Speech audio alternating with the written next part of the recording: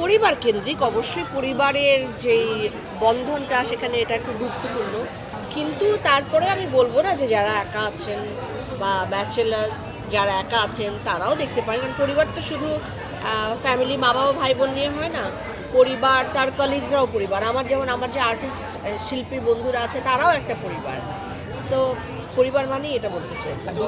দর্শকদের খুব ভালো আমি সাড়া পাচ্ছি, সত্যি কথা ভীষণ ভালো সাড়া পাচ্ছি, কারণ দর্শকরা আমাকে পার্সোনালি জানাচ্ছেন ছবির গল্প আসলে মূল স্ট্রেংথ হলো গল্প, এটার বানানো মেকিং, সেগুলো খুব ভালো।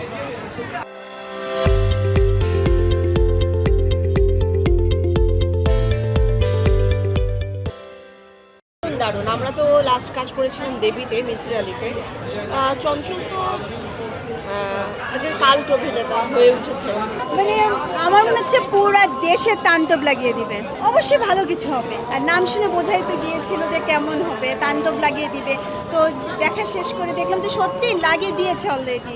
আমি তাণ্ডব দেখতে চাচ্ছি, আর তাণ্ডবে এখন আর ট্রেলার আর টিজার দেখা হয়েছে, দুটোটাতেই যে মাংকি মাস্কটা ওইটা অনেক বেশি মানে অ্যাট্রাক্ট লাগছে, যে কি এটার পিছনে রিজনটা কি।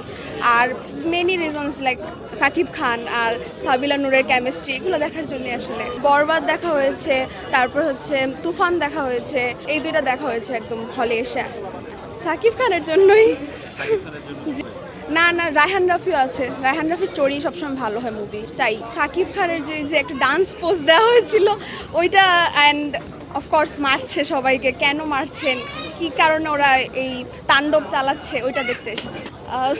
জেনারেলি মুভি দেখা, প্রতিদিন মুভি দেখা হয় আসলে, এরকম ডিসক্রিমিনেশন করাই উচিত না, সবার মুভি দেখা উচিত, ভালো কাহিনী হলে সবারটাই দেখা উচিত।